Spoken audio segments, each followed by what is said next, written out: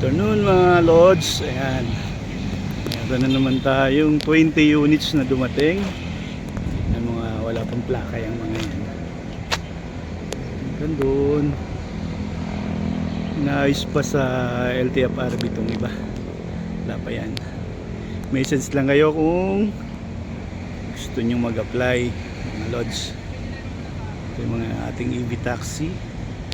Tapos ito yung iba. Madami pa sila. Nandun yan, message lang kayo.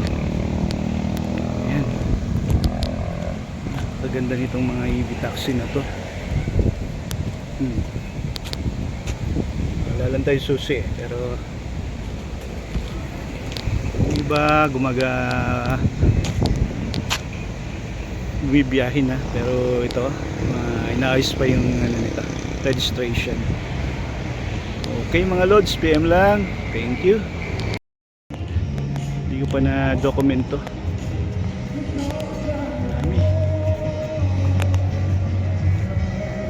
Wala pa mga plaka to.